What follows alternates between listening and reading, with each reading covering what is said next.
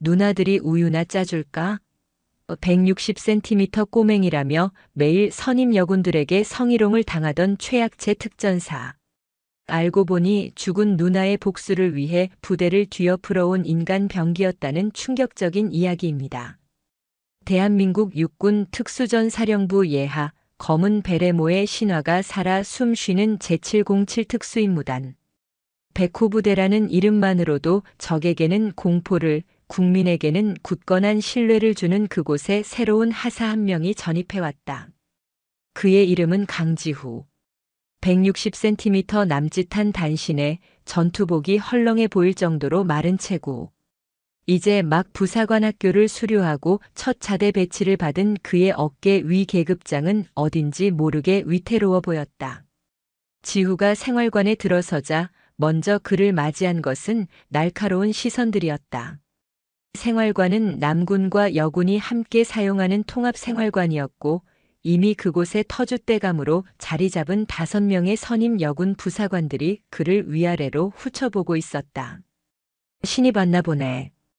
이름이 뭐야? 가장 먼저 말을 건 것은 이 구역의 실세처럼 보이는 박소진 중사였다. 날카로운 눈매와 다부진 체격, 짧게 자른 머리가 그녀의 강한 성격을 대변하는 듯 했다. 하사 강지후. 금일부로 전입을 명받았습니다. 지후는 잔뜩 긴장한 목소리로 관등 성명을 댔지만 돌아온 것은 비웃음 섞인 콧방귀 소리였다. 푸후 목소리만 우렁차네. 꼬맹아, 너 군대는 어떻게 들어왔냐? 신체 검사 기준이 언제부터 이렇게 물렁해졌어? 옆에 있던 김다미 중사가 턱을 까딱이며 지후의 작은 키를 노골적으로 조롱했다. 그녀는 박 중사와 함께 이 무리의 중심 인물로 유도 선수 출신답게 탄탄한 근육질 몸매를 자랑했다. 그러게 말이야. 이런 애가 총은 제대로 들겠어? 이러다 전쟁 나면 우리가 업고 뛰어야 하는 거 아니야? 최윤아 중사가 킥킥거리며 거들었다. 그녀는 교활한 여우처럼 얇은 눈웃음을 지으며 사람의 속을 긁는데 재주가 있는 인물이었다. 이서와 하사와 정혜림 중사는 말없이 그를 지켜볼 뿐이었지만 그들의 눈빛에도 동정이나 환영의 기색은 없었다. 냉담한 관망 혹은 무시. 박소진 중사가 자리에서 일어나 지후에게 다가왔다. 위압적인 그녀의 그림자가 작은 지후를 완전히 집어삼켰다. 야, 강지후 하사. 우리 부대는 아무나 버티는 곳이 아니야. 특히 너 같은 땅콩은 더더욱. 정신 똑바로 차리는 게 좋을 거야. 그녀는 지후의 어깨를 툭툭 치는가 싶더니 이내 그의 가슴팍을 손가락으로 꾹 눌렀다. 어머, 뼈밖에 없네. 밥은 제대로 먹고 다니는 거니? 불쌍해서 어떡해. 누나들이 우유나 좀 짜줄까? 박 중사의 말에 주변의 여군들이 까르르 웃음을 터뜨렸다. 명백한 성희롱이었지만 갓 임관한 신임 하사가 중사들에게 대항할 방법은 없었다. 지후는 그저 입술을 굳게 깨물며 주먹을 쥘 뿐이었다. 귀는 또 왜 이렇게 커? 꼭 당나귀 귀 같네. 김다미 중사가 지후의 등 뒤로 다가와 그의 귀를 아무렇지 않게 만지작거렸다. 지후가 움찔하며 몸을 피하려 하자 그녀는 더 끈질기게 그의 몸을 더듬었다. 어깨, 등, 팔뚝. 마치 가축을 품평하듯 하는 그녀의 손길에 지후는 치욕감으로 온몸이 떨려왔다. 우유나 먹고 키 더 커서 와라, 꼬맹아. 그들은 지후를 꼬맹이 혹은 땅콩이라 불렀고 사사건건 그의 작은 키와 마른 몸을 트집 잡아 모욕을 줬다. 체력 단련 시간에는 일부러 지후에게 가장 무거운 군장을 지게 했고 사격 훈련에서는 그의 작은 손을 비웃으며 방아쇠나 제대로 당길 수 있겠냐고 비아냥거렸다. 하지만 지후는 묵묵히 모든 것을 견뎌냈다. 남들보다 2배, 3배로 노력했다. 새벽같이 일어나 연병장을 달렸고 일과가 끝난 후에도 홀로 남아 웨이트 트레이닝으로 마른 몸을 단련했다. 그의 눈빛은 결코 꺾이지 않았다. 그 눈빛 속에는 단순한 옥이나 인내심 이상의 무언가가 있었다.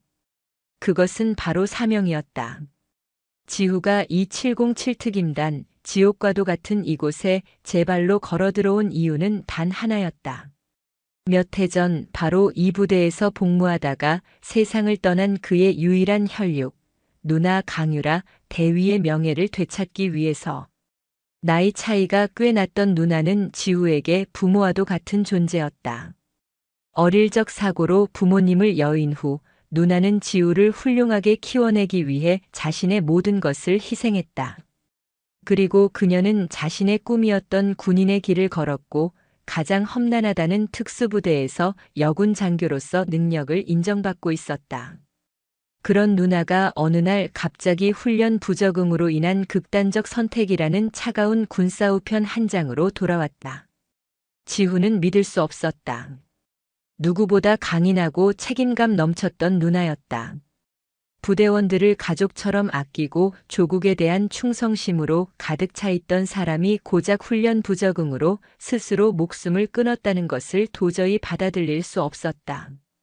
누나의 유품 속에서 발견된 의미를 알 수 없는 암호들과 알 수 없는 작전 지도 조각들은 그의 의심에 불을 지폈다. 누군가 혹은 무언가가 누나의 죽음을 자살로 위장했다는 확신이 들었다. 진실을 파헤치기 위해 그는 군인이 되기로 결심했다. 그리고 피나는 노력 끝에 누나가 마지막 숨을 거둔 바로 그 부대 707 특임단으로 들어온 것이다. 선임들의 모욕과 괴롭힘은 그에게 큰 고통이었지만 누나의 죽음에 얽힌 진실을 밝히겠다는 거대한 목표 앞에서는 사소한 가시덤불에 불과했다. 그는 밤마다 누나의 사진이 담긴 낡은 로켓 펜던트를 손에 쥐고 다짐했다. 누나, 조금만 기다려. 내가 누나의 억울함을 꼭 풀어줄게. 그리고 누나의 이름에 먹칠한 놈들을 내 손으로 반드시 심판대에 세울 거야. 지후는 그들의 비웃음 속에서 조용히 칼을 갈고 있었다. 그들은 아직 몰랐다. 자신들이 땅콩이라 무시하는 이 작은 신병이 사실은 백호 부대의 그 누구보다도 날카로운 발톱과 강인한 이빨을 숨기고 있는 새끼 호랑이라는 사실을. 그의 작은 몸 안에는 거대한 분노와 슬픔, 그리고 강철 같은 의지가 용광로처럼 들끓고 있었다. 진실을 향한 그의 첫걸음은 그렇게 깊고 어두운 모멸의 그림자 속에서 시작되고 있었다. 강지후 하사의 부대 생활은 예상대로 험난했다. 박소진 중사를 위시한 선임 여군들의 괴롭힘은 날이 갈수록 교묘하고 집요해졌다. 그들은 지후의 한계를 시험하려는 듯 온갖 굳은 일과 힘든 훈련을 그에게 떠넘겼다. 혹서기 전술 훈련이 시작되었다. 섭씨 35도를 웃도는 폭염 속 완전 군장을 메고 수십 킬로미터를 행군해야 하는 지옥 같은 훈련이었다. 박 중사는 훈련 계획을 짜면서 교묘하게 지후의 군장에 추가 군장 물품을 몇 개 더 쑤셔 넣었다. 다른 팀원들보다 5kg은 더 무거운 군장이었다. 강 하사, 너는 키가 작아서 체력 소모가 덜할 테니 이 정도는 괜찮지? 팀을 위해서 좀 희생해야지. 뻔뻔한 변명이었지만 누구 하나 이의를 제기하지 않았다. 지후는 묵묵히 자신보다 더 커 보이는 군장을 짊어지고 행군 대열의 가장 뒤에 섰다. 땡볕이 아스팔트의 열기를 그대로 빨아들여 숨을 쉴 때마다 뜨거운 공기가 폐부로 밀려들었다. 등 뒤의 군장은 마치 거대한 바위처럼 어깨를 짓눌렀고 헬멧 안으로는 비 오듯 땀이 흘러 시야를 가렸다. 야, 땅콩. 꾸물거리지 말고 빨리빨리 안 와? 선두에서 걷던 김다미 중사가 뒤를 돌아보며 소리쳤다. 지후는 이를 악물고 흐려지는 의식을 다잡으며 발걸음을 옮겼다. 어깨는 끊어질 듯 아팠고 다리는 천근만근 무거웠다. 하지만 그는 포기할 수 없었다. 여기서 쓰러지는 것은 그저 훈련 낙오가 아니라 누나의 명예를 향한 첫걸음부터 주저앉는 것과 같았다. 그는 누나를 생각했다. 강인했던 누나라면 이 정도 시련은 웃으며 넘겼을 것이다. 누나의 환영이 흐릿한 시야 속에서 그를 응원하는 듯 했다. 지후야, 할 수 있어. 정신력으로 버티는 거야. 지훈은 군장 끈을 고쳐 매고 다시 힘을 냈다. 놀랍게도 그는 뒤처지지 않았다. 오히려 시간이 지날수록 그의 걸음은 흔들림이 없었다. 다른 팀원들이 더위에 지쳐 하나둘씩 퍼지기 시작할 때도 지훈은 묵묵히 제 페이스를 유지했다. 그의 작은 몸 어디에서 저런 지구력이 나오는지 모두가 의아한 눈으로 그를 쳐다보기 시작했다. 마침내 목적지에 도착했을 때 가장 먼저 군장을 내팽개친 것은 비아냥거리던 최윤아 중사였다. 그녀는 바닥에 주저앉아 거친 숨을 몰아쉬었다. 하지만 지훈은 마지막까지 흐트러짐 없는 자세로 서서 군장을 조용히 내려놓고 자신의 총기를 정비하기 시작했다. 그 모습에 박소진 중사의 미간이 꿈틀거렸다. 약 올리려던 계획이 실패하자 심기가 불편해진 것이다. 괴롭힘은 다음 훈련인 독도법 훈련에서도 이어졌다. 이번에는 지도와 나침반만으로 야간에 지정된 좌표를 찾아가는 훈련이었다. 박 중사는 일부러 지후에게 낡고 오차가 심한 나침반을 건넸다. 에이스는 장비 탓 안 하는 거 알지? 이걸로도 잘 찾아올 거라 믿는다, 강하사. 칠흑 같은 어둠 속 산길은 험했다. 낡은 나침반의 바늘은 미세하게 떨리며 방향을 제대로 가리키지 못했다. 하지만 지훈은 당황하지 않았다.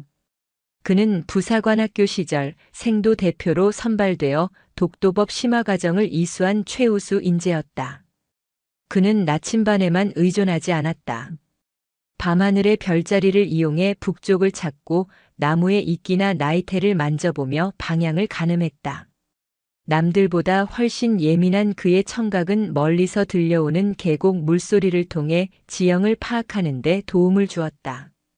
그가 남들보다 유난히 큰 귀를 가졌다는 사실이 이런 곳에서 빛을 발할 줄은 아무도 몰랐다. 결국 지훈은 가장 먼저 최종 목적지에 도착했다. 심지어 다른 조보다 30분이나 빠른 기록이었다. 뒤이어 도착한 박소진 중사와 그녀의 무리는 어둠 속에서 유령처럼 서 있는 지우를 보고 경악을 금치 못했다. 너 어떻게 벌써 와 있는 거야? 컨닝이라도 했어? 김다미 중사가 씩씩거리며 따져 물었다. 컨닝할 수 있는 방법이 있다면 알려주시기 바랍니다. 다음 훈련에 참고하겠습니다. 지훈은 감정 없는 목소리로 대꾸했다. 그의 담담한 태도는 그들의 패배감을 더욱 자극했다. 지후의 비범함은 사격 훈련에서 정점을 찍었다. 작은 키와 마른 체격 때문에 소총 견착 자세가 불안정할 것이라는 모두의 예상을 깨고 그는 완벽한 자세로 K의 소총을 제 몸처럼 다뤘다. 격발 시의 미세한 흔들림조차 없었다. 준비 쏴. 통제관의 구령에 따라 지훈은 침착하게 방아쇠를 당겼다. 탕, 탕, 탕. 총성과 함께 표적지의 정중앙 10점 관역에 정확히 타는이 겹쳐서 박혔다. 20발 모두가 검은 원 안을 벗어나지 않는 신기에 가까운 사격술이었다. 사격장 전체에 정적이 흘렀다. 교관조차 놀라움을 감추지 못하고 그의 표적지를 몇 번이고 확인했다. 강하사 자네 혹시 선수 생활이라도 했나? 아닙니다. 그냥 집중했을 뿐입니다. 박소진 중사는 자신의 표적지와 지후의 표적지를 번갈아 보며 입술을 깨물었다. 특임단 내에서도 사격 실력으로 손꼽히는 자신보다 월등한 결과였다. 인정하고 싶지 않은 사실이 그녀의 자존심을 건드렸다. 저 땅콩만 한 녀석이 자신들이 장난감처럼 취급하던 꼬맹이가 사실은 보통 내기가 아니라는 것을 어렴풋이 깨닫기 시작했다. 하지만 그들은 여전히 지우를 인정하려 하지 않았다. 오히려 그의 뛰어난 능력을 운이나 요령으로 폄하하며 더욱 교묘하게 그를 따돌리고 무시했다. 그러던 어느 날 밤 지우는 불침번 근무를 서며 부대 서류 창고 주변을 순찰하고 있었다. 그곳은 누나의 유품 일부와 사건 기록이 보관되어 있을지도 모르는 장소였다. 그때 창고 뒤편에서 두런거리는 소리가 들려왔다. 지후는 몸을 낮추고 조심스럽게 다가갔다. 목소리의 주인은 부대의 행정보급관인 원태웅 원사와 작전과장인 한정훈 소령이었다. 그때 강 대위건 말입니다. 정말 이대로 덮어도 괜찮겠습니까? 찜찜한 구석이 한두 군데가 아닙니다. 원 원사의 걱정스러운 목소리였다. 원 원사님, 이미 종결된 사안입니다. 더 이상 거론해서 좋을 것 없습니다. 괜히 긁어부스럼 만들지 마십시오. 특히 그 작전에 대한 건 함구해야 합니다. 우리 모두를 위해서입니다. 한소령의 목소리는 차갑고 단호했다. 강대위 누나 말인가? 그리고 그 작전이라니? 지후의 심장이 세차게 뛰기 시작했다. 누나의 죽음이 단순한 자살이 아님을 암시하는 첫 번째 단서였다. 그들의 대화는 짧게 끝났고 지후는 서둘러 몸을 숨겼다. 어둠 속에서 그의 눈이 번뜩였다. 가시밭길 갔던 부대 생활 속에서 마침내 진실의 조각으로 향하는 희미한 빛 한 줄기를 발견한 순간이었다.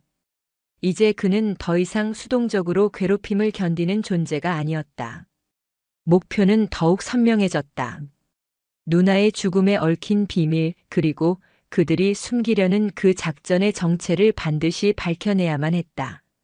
선임들의 의도적인 따돌림과 무시 속에서도 강지후 하사는 자신의 능력을 증명할 기회를 조용히 기다렸다.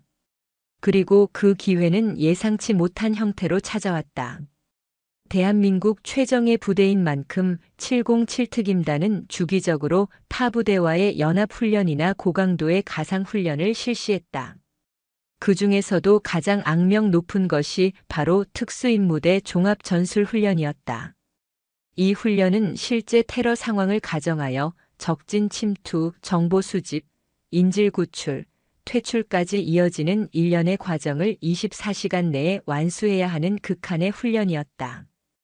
이번 훈련에서 지후가 속한 팀은 인질로 잡힌 요인을 구출하는 임무를 맡았고 팀장은 당연히 박소진 중사였다. 훈련은 시작부터 삐걱거렸다. 가상의 적들은 예상보다 훨씬 교묘하고 강력하게 저항했다. 그들은 복잡한 미로처럼 설계된 건물 곳곳에 부비 트랩을 설치하고 예측 불가능한 패턴으로 경계를 서고 있었다. 박소진 중사는 뛰어난 리더였지만 정석적인 전술에 너무 의존하는 경향이 있었다. 그녀의 지휘 아래 팀은 2번이나 적의 매복에 걸려 상당한 전력 손실 훈련 규정에 따른 페널티를 입었다. 젠장, 이것들 완전히 미꾸라지처럼 빠져나가잖아. 김다미 중사가 거친 숨을 몰아쉬며 벽에 기댔다. 팀원들의 사기는 바닥으로 떨어지고 있었고 제한 시간은 점점 줄어들고 있었다. 박소진 중사 역시 초조함을 감추지 못하고 지도를 노려보고 있었다. 바로 그때 가장 말단인 지후가 조용히 입을 열었다. 팀장님, 잠시 의견을 말씀드려도 되겠습니까? 박 중사는 짜증 섞인 얼굴로 지후를 쳐다봤다. 지금 작전 중에 무슨 할 말 있으면 빨리 해. 적들의 경계 패턴이 불규칙해 보이지만 사실 일정한 주기가 있습니다. 제가 뒤에서 따라오면서 계속 체크해 봤습니다. 3층 복도를 순찰하는 경비조는 정확히 7분 15초마다 중앙 계단을 통과합니다. 그리고 그들이 서로 시야를 놓치는 사각지대가 약 8초간 발생합니다. 팀원들의 시선이 모두 지후에게 쏠렸다. 그들은 앞만 보고 돌진하느라 정신없었는데 이 작은 신참은 그 와중에 적의 패턴을 분석하고 있었던 것이다. 그리고 이 건물의 환풍구 설계가 특이합니다. 일반적인 직선 구조가 아니라 수직으로 거의 모든 층을 관통하는 중앙 환풍구가 있습니다. 제 생각에 환풍구를 통해 최단 거리로 인질이 갇힌 5층까지 곧바로 침투할 수 있을 것 같습니다. 소음이 거의 발생하지 않을 겁니다. 최윤아 중사가 코웃음을 쳤다. 말이 되는 소리를 해. 그 좁은 환풍구를 어떻게 통과하라고? 그리고 그걸 어떻게 알아? 저는 체구가 작아서 가능합니다. 그리고 제가 귀가 좀 밝은 편입니다. 지후는 자신의 큰 귀를 무심하게 한번 만지며 말했다. 아까 복도에서 잠시 대기할 때 벽 너머에서 미세하게 공기가 흐르는 소리를 들었습니다. 일반적인 환기 소리와는 다른 거대한 수직 공간을 타고 흐르는 소리였습니다. 아마도 이 건물의 메인 환기 덕트일 겁니다. 늘 자신을 조롱하던 작은 키와 당나귀 귀를 역으로 이용한 전술 제안이었다. 박소진 중사는 잠시 지우를 뚫어지게 쳐다봤다. 그녀의 머릿속에서 빠르게 계산이 이루어졌다. 이대로 가면 시간 초과로 훈련 실패가 뻔했다. 믿져야 본전. 아니, 어쩌면 이 녀석의 말이 맞을지도 모른다는 기묘한 설득력이 있었다. 좋아. 한번 해보지. 강하사, 내가 선두에 서. 내 판단이 틀리면 모든 책임은 내가 지는 거야. 마침내 리더의 결정이 내려졌다. 지우는 망설임 없이 환풍구 덮개를 조용히 열었다.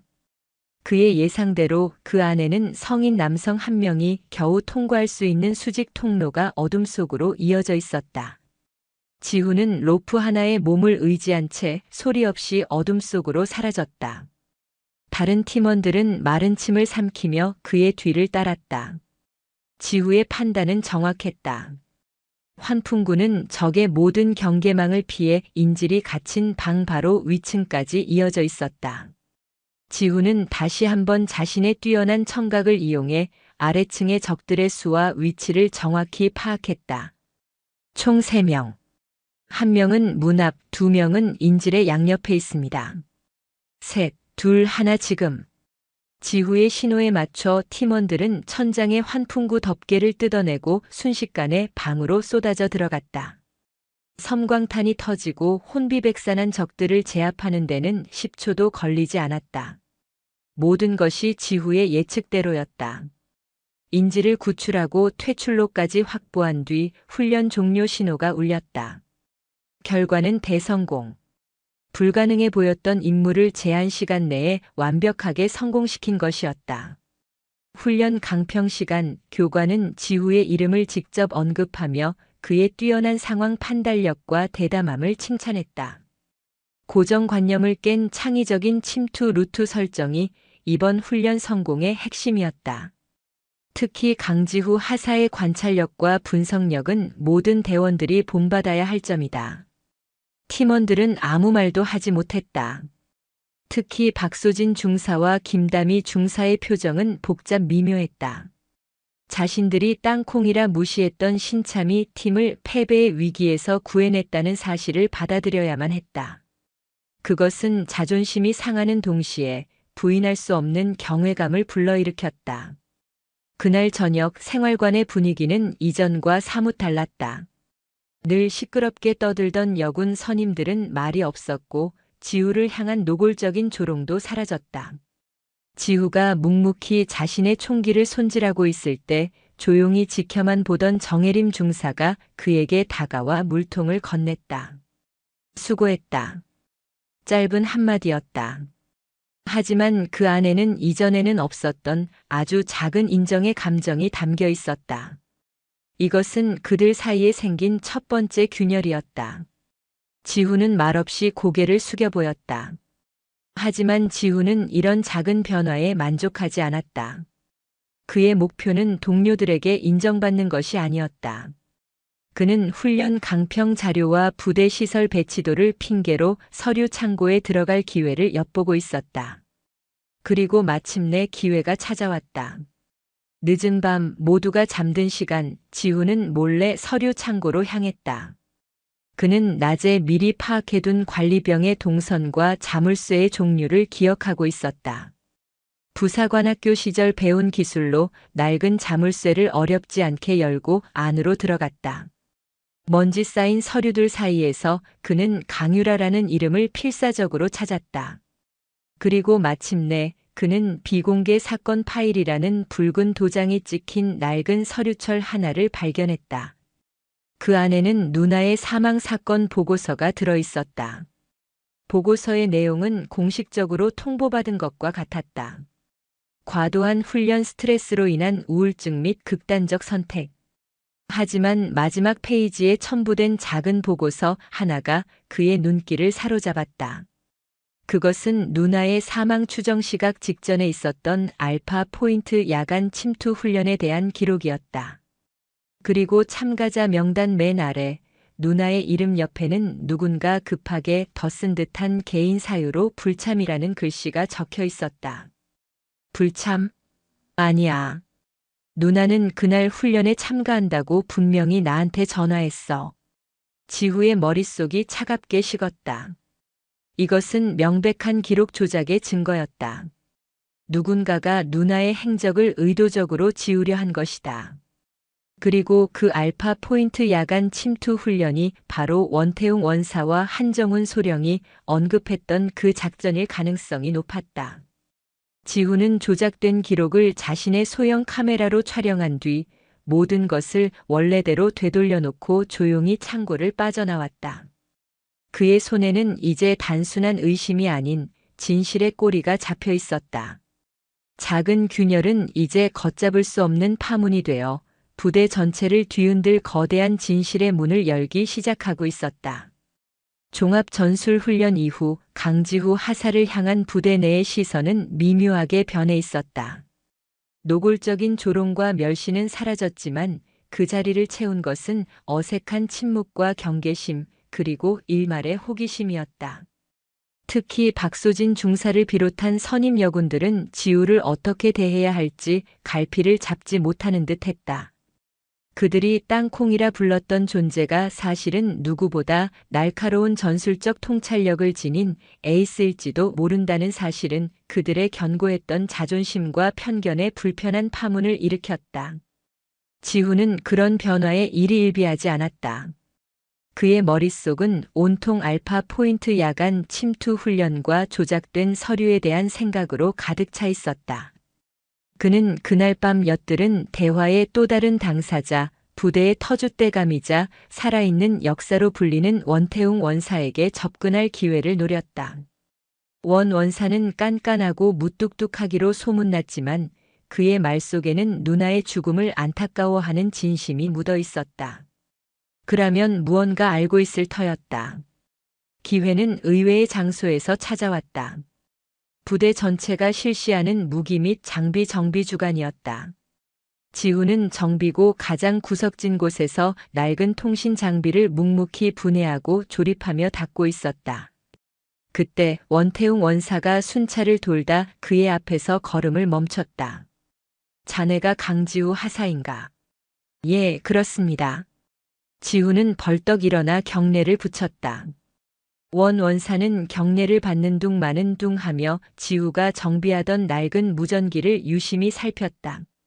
지후의 손길을 거친 무전기는 마치 새 것처럼 윤이 나고 있었다. 요즘 신참들답지 않게 손재주가 있군. 이런 구형 장비는 대충 닦고 넘기기 마련인데 모든 장비는 전우의 목숨과 같다고 배웠습니다. 지후의 대답에 원 원사는 처음으로 지후의 얼굴을 제대로 쳐다봤다. 작고 다부진 체구 그리고 나이답지 않게 깊고 고든 눈빛. 그 눈빛은 어딘가 익숙했다. 그래, 꼭 그녀를 닮았다. 불의를 보면 참지 못하고 자신의 신념을 위해서라면 그 어떤 어려움과도 타협하지 않았던 강유라 대위의 눈빛을. 강 대위하고는 남매 사이라고 들었네. 예, 맞습니다. 누나를 많이 닮았군. 특히 그 눈빛이. 원 원사는 잠시 말을 끊고 주변을 살폈다. 정비고 안은 시끄러운 소음으로 가득해 그들의 대화에 신경 쓰는 사람은 없었다. 그는 목소리를 낮춰 지후에게만 들릴 정도로 작게 말했다. 자네, 이 부대에 왜 왔나? 단순히 군인으로서의 사명감 때문은 아닌 것 같은데. 지후의 심장이 내려앉았다.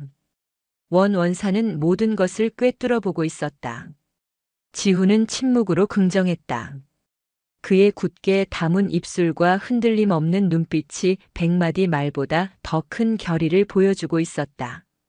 원 원사는 길게 한숨을 내쉬었다. 그는 지난 몇 년간 강유라 대위의 죽음에 대한 찜찜함을 마음 한구석에 묻어두고 있었다.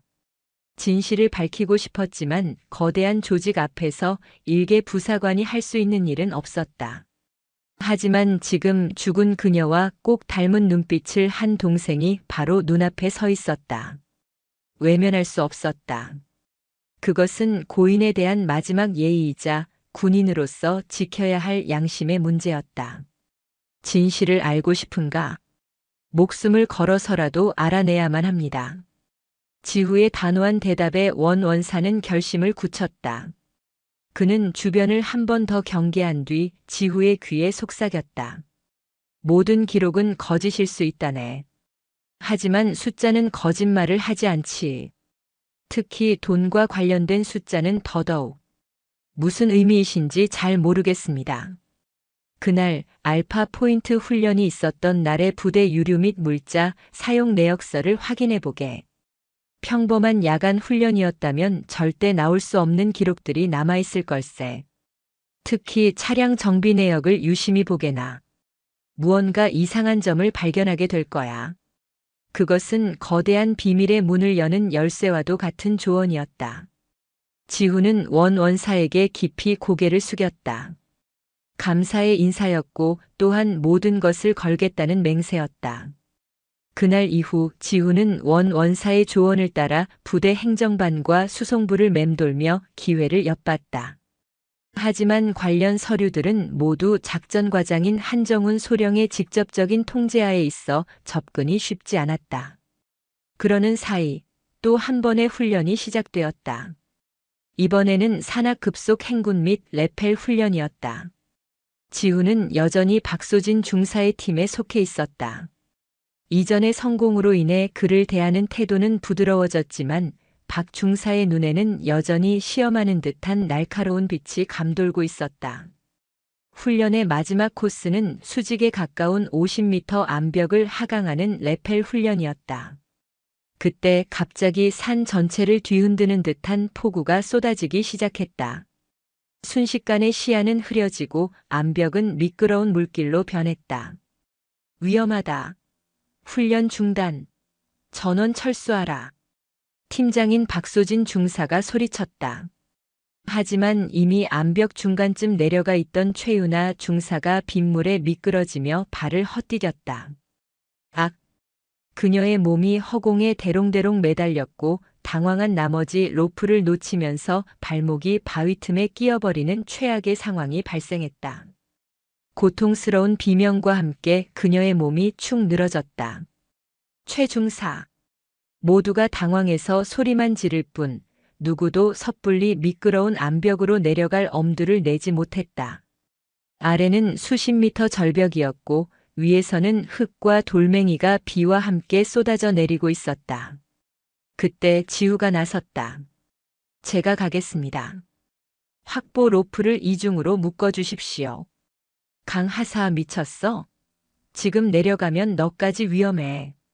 김다미 중사가 그를 말렸지만 지후의 눈은 이미 부상당한 최 중사에게 고정되어 있었다. 저보다 체중이 가벼운 사람은 없습니다. 지금 상황에서는 제가 가장 안전하고 신속하게 접근할 수 있습니다. 그의 말에는 틀림이 없었다. 지후는 망설임 없이 자신의 몸을 로프에 싣고 폭우가 쏟아지는 암벽을 향해 몸을 던졌다. 그는 마치 암벽에 붙어 사는 작은 동물처럼 놀랍도록 안정적인 자세로 빠르게 하강했다. 작은 체구와 가벼운 몸무게가 역으로 엄청난 장점이 된 순간이었다. 최 중사에게 접근한 지후는 먼저 그녀를 안심시켰다. 그리고 자신의 보조 로프를 이용해 그녀의 몸을 단단히 고정한 뒤 끼어있는 발목을 빼내기 시작했다. 좁은 바위 틈에서 그의 잡고 가는 손은 오히려 섬세하고 정교하게 움직일 수 있었다.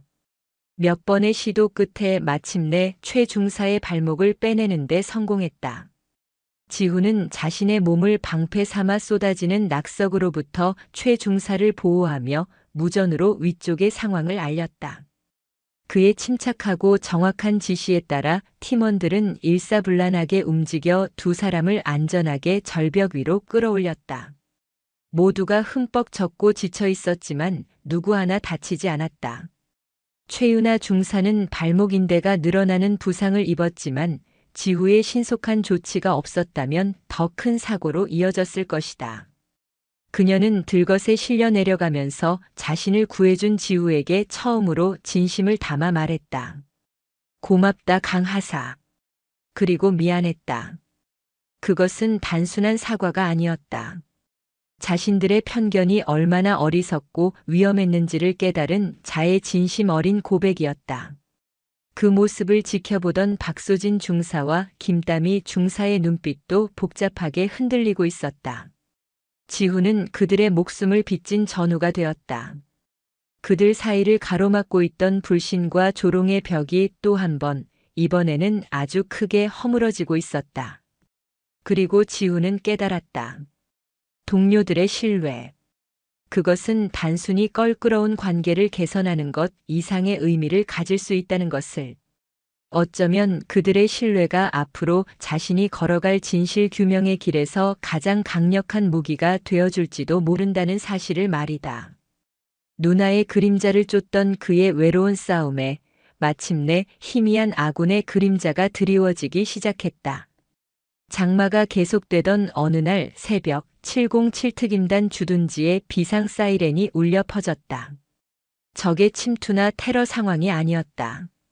부대 인근 계곡에서 야영을 하던 민간인 야영객들이 밤사이 불어난 급류와 산사태로 인해 고립되었다는 구조 요청이었다. 군은 즉시 가용 인력을 총동원해 대민 지원 작전에 투입되었고 최정예 요원들로 구성된 지후의 팀도 당연히 최전선에 투입되었다. 이번 작전의 현장 지휘관은 박소진 중사였다. 그녀의 얼굴에는 훈련 때와는 비교할 수 없는 비장함이 서려 있었다. 가상의 적이 아닌 실제 사람의 목숨이 달린 문제였다. 현재 고립된 인원은 총 7명, 그중 어린이가 2명 포함되어 있다. 산사태로 인해 진입로가 모두 막혔고 통신도 두절된 상태다. 우리는 가장 위험한 어우 3구역을 맞는다. 헬기 레펠로 진입하여 고립된 인원을 찾아내고 안전지대로 확보하는 것이 우리의 임무다.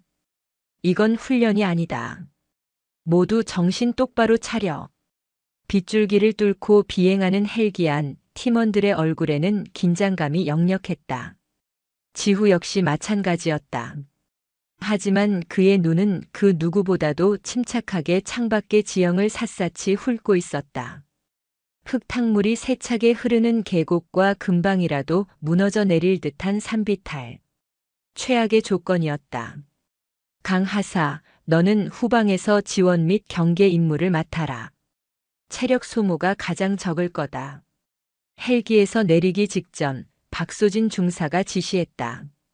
그것은 지우를 배려하는 듯한 말이었지만 여전히 그의 작은 체구를 약점으로 간주하는 뉘앙스가 섞여 있었다. 보고 드립니다. 제가 선두수색을 맡게 해주십시오. 지후가 단호하게 말했다. 뭐라고? 지금 무슨 생각으로? 팀장님, 제 몸무게가 가장 가볍습니다. 지금처럼 지반이 약해진 상태에서는 무리하게 전진하다가 추가적인 붕괴를 유발할 수 있습니다. 제가 먼저 안전한 루트를 개척하면서 나아가겠습니다. 그리고 제 청력이 다른 대원들보다 예민해서 미세한 소리나 구조 신호를 더 빨리 포착할 수 있을 겁니다. 그의 주장은 지극히 합리적이고 논리적이었다. 박 중사는 순간 말문이 막혔다. 그녀는 늘 지후의 신체적 조건을 약점이라고만 생각했는데 그는 끊임없이 그것을 누구도 따라할 수 없는 강점으로 바꿔놓고 있었다. 그녀는 지후의 흔들림 없는 눈을 잠시 바라보다가 마침내 결단을 내렸다. 좋다. 단 조금이라도 위험하다고 판단되면 즉시 후퇴해. 명령이다. 명심하겠습니다. 그것은 지후에 대한 그녀의 첫 번째 신뢰의 표현이었다. 레펠로 진입한 수색 현장은 아비규환 그 자체였다. 쓰러진 나무와 쏟아져 내린 토사가 모든 것을 집어삼키고 있었다. 지후는 마치 다람쥐처럼 가볍고 민첩하게 움직였다. 그는 굵은 흙탕물 속에서도 바닥의 지형을 정확히 읽어내며 가장 단단한 땅을 골라 밟았고 위태롭게 걸쳐진 바위들을 교묘하게 피해 나갔다. 그의 뒤를 따르던 김다미 중사와 다른 팀원들은 혀를 내둘렀다. 저 작은 몸 어디에 저런 균형 감각과 대담함이 숨어 있는지 이제는 경이로울 지경이었다. 수색을 시작한 지 1시간쯤 지났을까 지우가 갑자기 걸음을 멈추고 손을 들어 팀원들을 제지했다. 그리고는 진흙 바닥에 귀를 바싹 갖다 댔다. 들립니다. 뭐가 들린다는 거야? 아주 희미하게 땅 속에서 뭔가를 두드리는 소리가 들립니다. 이쪽입니다. 지후가 가리킨 곳은 거대한 바위와 토사가 완전히 뒤덮어버린 작은 계곡의 굴이었다. 겉으로 봐서는 생존자가 있을 거라고는 상상도 할 수 없는 장소였다. 확실한가? 확실합니다. 주기적인 신호입니다. 박 중사는 더 이상 의심하지 않고 즉시 구조 작업을 지시했다. 김다미 중사를 비롯한 힘 좋은 대원들이 달라붙어 필사적으로 흙과 돌을 파내기 시작했다. 그리고 얼마 지나지 않아 그들 앞에 믿을 수 없는 광경이 펼쳐졌다. 토사에 깔린 작은 틈 사이로 겁에 질린 아이의 얼굴이 드러난 것이다. 살려주세요. 엄마가 다쳤어요. 아이의 말에 팀원들은 더욱 필사적으로 움직였다. 마침내 틈을 넓히고 안으로 진입하자 부서진 텐트 잔해 아래에 다리를 심하게 다친 채 의식을 잃어가고 있는 아이의 엄마와 겁에 질린 다른 야영객들이 웅크리고 있었다. 문제는 부상당한 여성을 밖으로 꺼내는 일이었다. 입구는 너무 좁고 불안정해서 자칫 잘못 건드렸다가는 2차 붕괴가 일어날 수 있었다. 건장한 체격의 남자 대원들은 진입조차 불가능했다. 모두가 망연자실해 있을 때 또다시 지우가 나섰다. 제가 들어가겠습니다. 응급 처치 키트와 부목을 주십시오. 그 누구도 반대하지 않았다. 지금 이 상황에서 저 좁은 틈으로 들어갈 수 있는 사람은 오직 강지후 하사뿐이었다. 지후는 어둠과 흙먼지로 가득한 좁은 공간으로 기어 들어갔다. 그는 침착하게 부상자의 상태를 살피고 능숙하게 응급처치를 시작했다. 부러진 다리에 부목을 대고 과다출혈을 막기 위해 압박 붕대를 감았다. 그의 작지만 야무진 손길은 어둠 속에서 한 생명을 필사적으로 붙들고 있었다. 밖에서는 박소진 중사가 지우의 무전을 들으며 안의 상황을 파악하고 팀원들에게 지시를 내리고 있었다. 김 중사, 저쪽 바위를 로프로 셔틀해서 공간을 조금만 더 확보해. 이 하사 조명 장비 이쪽으로. 그 순간 지휘관인 박 중사와 현장의 해결사인 지우는 완벽한 하나의 팀으로 움직이고 있었다. 계급도 성별도 체격의 차이도 없었다. 오직 생명을 구한다는 하나의 목표 아래 서로의 능력을 믿고 의지하는 전우만이 존재할 뿐이었다. 마침내 부상자를 포함한 모든 고립자들이 안전하게 구출되었다. 엉망진창이 된 몰골이었지만 그들의 얼굴에는 임무를 완수했다는 자부심과 안도감이 가득했다. 철수하는 헬기 안 창밖을 바라보는 지우의 옆모습을 보며 박소진 중사는 깊은 생각에 잠겼다. 그녀는 지우를 처음 봤을 때 그저 나약하고 보잘것없는 꼬맹이라고 생각했다. 하지만 그는 극한의 훈련에서 팀을 구했고 절체절명의 재난 현장에서 생명을 구해냈다. 그는 자신의 약점을 강점으로 바꿀 줄 아는 지혜와 어떤 상황에서도 꺾이지 않는 강철 같은 의지를 가진 진정한 군인이었다. 부대로 복귀한 후 박 중사는 지우를 따로 불렀다. 강하사, 오늘 정말 수고 많았다. 내가 없었다면 임무는 실패했을 거야.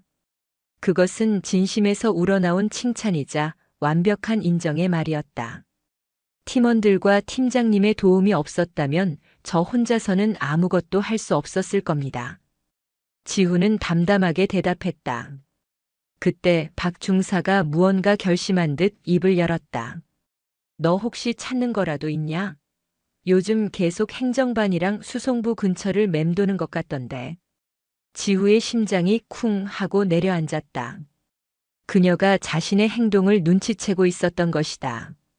숨겨야 할까 아니면 이 신뢰를 바탕으로 도움을 청해야 할까? 짧은 순간 지우는 결단을 내렸다. 혹시 몇 해 전 알파 포인트 훈련에 대해 아시는 것이 있습니까?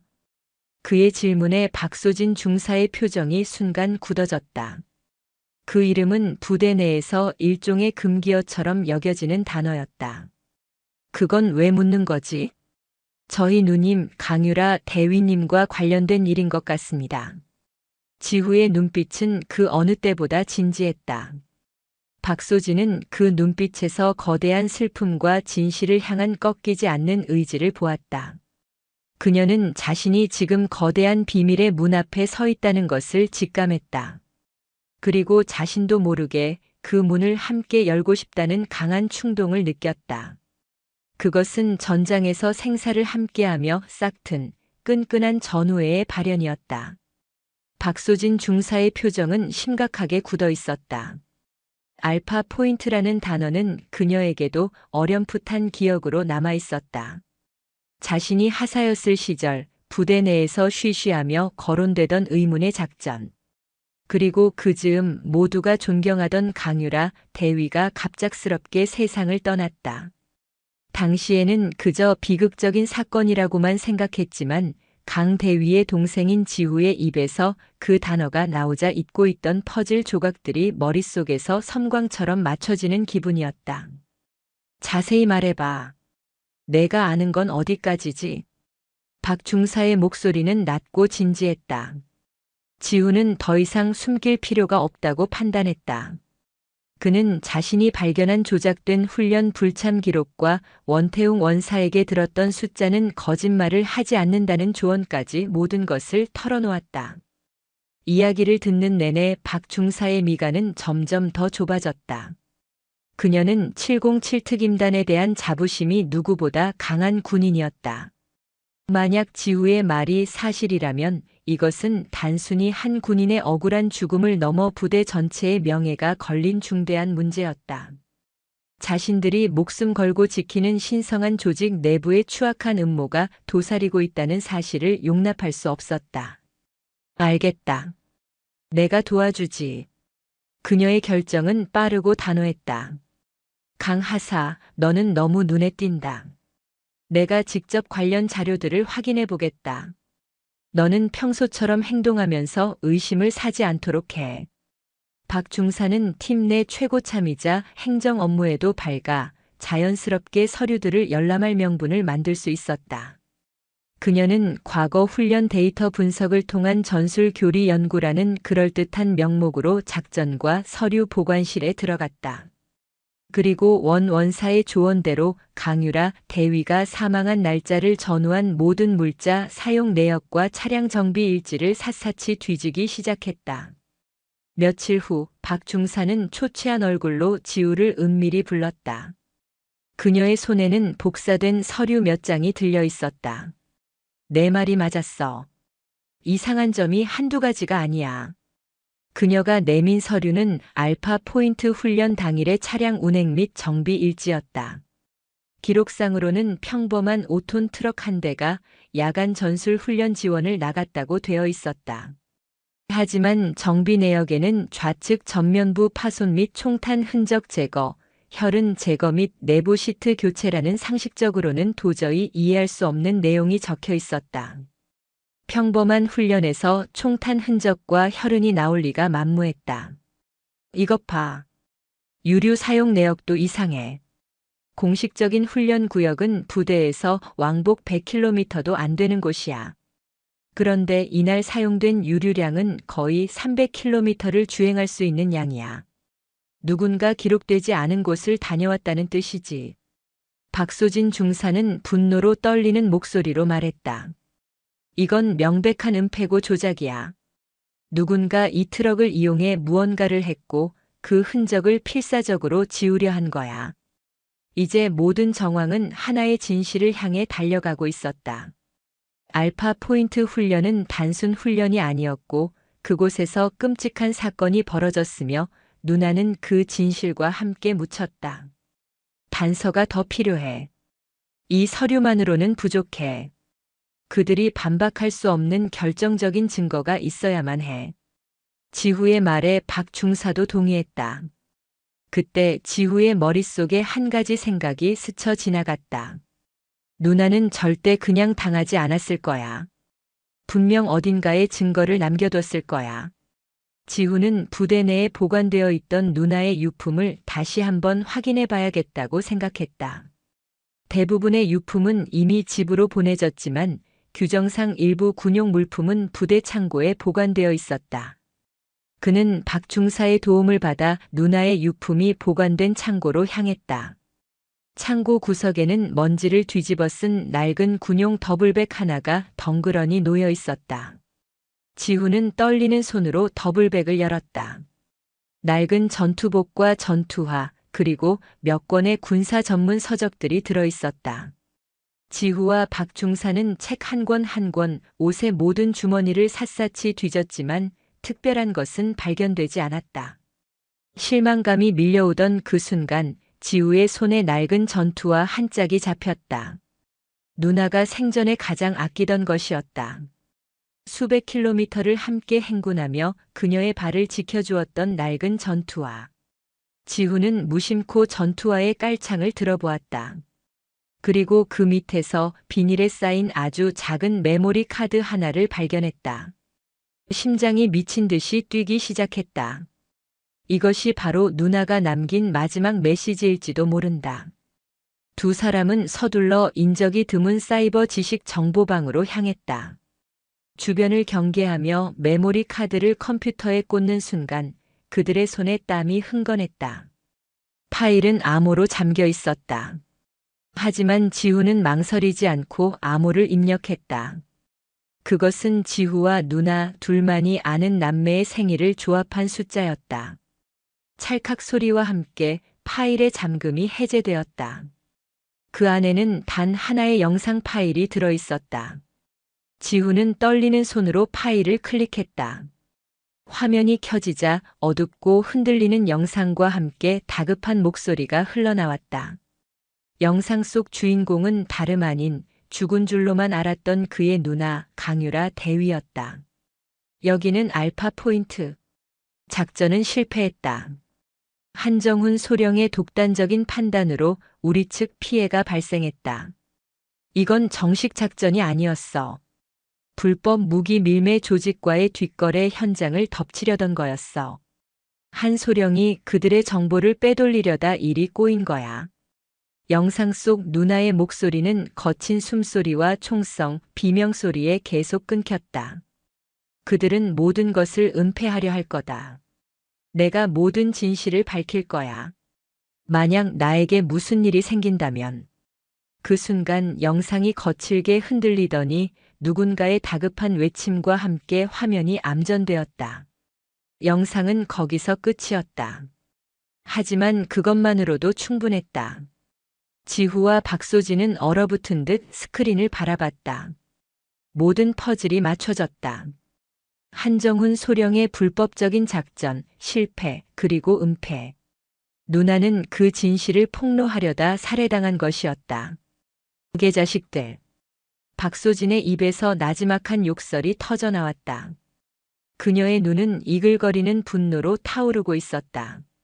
한때는 조롱하고 무시했던 후배 부사관. 이제 그는 자신의 목숨을 구해준 전우이자 부대에 썩어빠진 환부를 도려내기 위해 함께 칼을 잡아야 할 동지가 되어 있었다. 그녀는 지후의 어깨를 강하게 붙잡았다. 강하사. 이제부터는 혼자가 아니다. 우리 팀 모두가 너와 함께 할 거다. 반드시 저놈들 대가를 치르게 만들자. 죽은 강 대위님의 명예를 위해서, 그리고 우리가 목숨 걸고 지키는 이 부대의 정의를 위해서. 그녀의 말에 김다미 중사와 최윤아 중사, 정혜림 중사의 얼굴이 겹쳐 떠올랐다. 그들 역시 진실을 알게 된다면 결코 외면하지 않으리라는 확신이 들었다. 길고 외로웠던 싸움의 끝에 마침내 어둠을 가를 날카로운 칼날들이 하나로 모이고 있었다. 진실의 무게는 너무나도 무거웠지만 이제는 함께 짊어질 든든한 동료들이 곁에 있었다. 강지후 하사와 박소진 중사가 사이버 지식 정보방을 나올 때 바깥의 공기는 이전과 완전히 다르게 느껴졌다. 누나 강유라 대위의 마지막 목소리가 담긴 영상 파일. 그것은 슬픔의 유산을 넘어 부패한 권력을 향해 겨눠진 가장 날카로운 비수였다. 이제 그 비수를 누가 어떻게 휘두를 것인가를 결정해야만 했다. 그날 밤 부대 내 가장 후미진 곳에 있는 창고에서 5명의 그림자가 조용히 모였다. 강지후와 박소진 그리고 박 중사의 연락을 받고 달려온 김다미 중사, 최윤아 중사, 정혜림 중사였다. 박 중사는 다른 3명에게 자초지종을 설명했고 마지막으로 지우가 떨리는 손으로 노트북을 열어 누나의 마지막 영상을 재생했다. 어둡고 흔들리는 화면 속에서 터져나오는 총성과 절박한 목소리. 존경했던 선배, 강유라 대위가 죽음의 문턱에서 남긴 진실의 파편들은 그들의 심장을 얼어붙게 만들었다. 특히 한정훈 소령의 이름이 언급되는 순간 모두의 얼굴이 굳어졌다. 늘 위엄있고 능력 있는 장교로 보였던 그의 추악한 이면이 드러나는 순간이었다. 영상이 끝나고 창고 안에는 무거운 침묵만이 감돌았다. 가장 먼저 침묵을 깬 것은 김다미 중사였다. 그녀는 주먹으로 쇠락커를 쾅 하고 내리쳤다. 그 개자식들 당장 달려가서 모조리 찢어 죽여버릴 거야. 그녀의 눈에는 살기마저 서려 있었다. 자신들이 땅콩이라 놀리던 후배의 누나가 그런 끔찍한 일을 당했다는 사실, 그리고 그 진실이 자신들이 몸담은 부대 안에서 버젓이 은폐되었다는 사실에 대한 참을 수 없는 분노가 들끓었다. 최윤아 중사는 얼굴을 감싸 쥔 채 흐느끼고 있었다. 얼마 전 암벽에서 자신을 구해준 지후의 모습이 떠올랐다. 그런 엄청난 슬픔과 분노를 가슴에 품고도 그는 묵묵히 자신의 임무를 다하고 동료의 목숨까지 구했던 것이다. 자신들이 그에게 던졌던 모욕적인 언사들이 부메랑이 되어 가슴에 비수처럼 박혔다. 미안하다, 지후야, 정말 미안하다, 우린 아무것도 모르고. 가장 침착했던 것은 정혜림 중사였다. 그녀는 냉철한 눈으로 상황을 분석하기 시작했다. 진정해, 모두들. 지금 감정적으로 행동해서는 안 돼. 상대는 작전과장 한정훈 소령이야. 부대 내 입지도 탄탄하고 그를 비호하는 세력이 없을 리 없어. 이 영상 하나만 들고 섣불리 헌병대에 갔다가는 증거 불충분으로 기각당하거나 역으로 우리가 무고죄와 군 기밀 유출 혐의를 뒤집었을 수도 있어. 그녀의 말은 냉정했지만 현실이었다. 그들은 거대한 골리앗을 상대로 싸워야 하는 다윗이었다. 그럼 우리는 어떻게 해야 하는 건데? 김다미가 씩씩거리며 물었다. 바로 그때 지금까지 입을 다물고 있던 지우가 조용히 하지만 강철처럼 단단한 목소리로 말했다. 덫을 놓아야 합니다. 모두의 시선이 그에게 쏠렸다. 그의 작은 몸에서 뿜어져 나오는 기운은 더 이상 신참 하사의 그것이 아니었다. 복수를 넘어 정의를 실현하려는 한 명의 전사, 그 자체였다. 한정훈 소령은 지금 불안할 겁니다. 제가 누나의 죽음에 대해 파고 다닌다는 사실을 어렴풋이 눈치챘을지도 모릅니다. 그 불안감을 증폭시켜서 스스로 꼬리를 잡히게 만들어야 합니다. 지후의 계획은 대담하고 치밀했다. 첫 번째 단계는 정보 흘리기였다. 언변이 좋고 부대 내 가십에 밝은 최윤아 중사가 그 역할을 맡았다. 그녀는 마치 별것 아니라는 듯 한정훈 소령의 측근들 주변에서 요즘 원태웅 원사님이 옛날 훈련 자료들을 들쑤시고 다니시더라. 강유라 대위님 사건에 대해 뭔가 재조사라도 하려나 봐. 와 같은 말들을 은근슬쩍 흘렸다. 효과는 즉시 나타났다. 며칠 뒤 지후가 개인 정비 시간에 홀로 연병장을 뛰고 있을 때 한정훈 소령이 지프를 타고 그의 옆에 멈춰 섰다. 강하사 잠시 타지. 명령이었다. 지후는 긴장감을 감추고 조수석에 올라탔다. 한 소령은 부대 외곽의 인적 드문 순찰로로 차를 몰았다. 차갑고 위압적인 침묵이 차 안을 짓눌렀다. 자네 요즘 뭘 그렇게 캐고 다니나? 한소령이 운전대만 바라보며 툭 던지듯 물었다. 그의 목소리는 평소와 같았지만 그 안에는 날카로운 칼날이 숨겨져 있었다. 무슨 말씀이신지 잘 모르겠습니다. 모르긴 뭘 몰라. 죽은 내 누나 일 말이다. 이미 다 끝난 일이야. 더 이상 과거에 얽매여서 군 생활에 지장을 만들지 않는 게 좋을 거다. 사람은 분수를 알아야지. 특히 너처럼 부족한 녀석은 더더욱. 그는 지후의 작은 키를 노골적으로 비하하며 경고했다. 지후는 분노로 피가 거꾸로 솟는 것을 느꼈지만 지금은 때가 아니었다. 그는 일부러 겁에 질린 듯한 표정을 지으며 시선을 피했다. 누나가 너무 보고 싶어서 그랬습니다. 죄송합니다. 즉, 감상에 빠져 있을 시간 있으면 체력 단련이나 더해. 여긴 내가 있을 곳이 아니야. 알아들었나? 한소령은 지우를 연병장 한복판에 내려주고는 경멸의 눈초리를 한 번 던진 뒤 사라졌다. 지우는 멀어지는 지프를 보며 주먹을 굳게 쥐었다. 한소령은 지우를 떠보려 했지만 역으로 지우에게 자신의 불안감을 확실하게 들키고 말았다. 놈이 미끼를 문 것이다. 이제 두 번째 단계로 넘어갈 시간이었다. 그들은 한정훈 소령이 결정적인 증거, 즉 누나의 영상이 담긴 메모리 카드를 탈취하러 직접 움직이게 만들어야 했다. 팀원들은 다시 모였다. 이번에는 원태웅 원사도 함께였다. 지후와 박 중사의 이야기를 전해 들은 그는 더 이상 방관자로 남을 수 없다며 적극적으로 돕겠다고 나섰다. 한소령에게 가장 치명적인 미끼를 던져야 합니다. 그가 다른 누구도 믿지 못하고 직접 움직일 수밖에 없도록.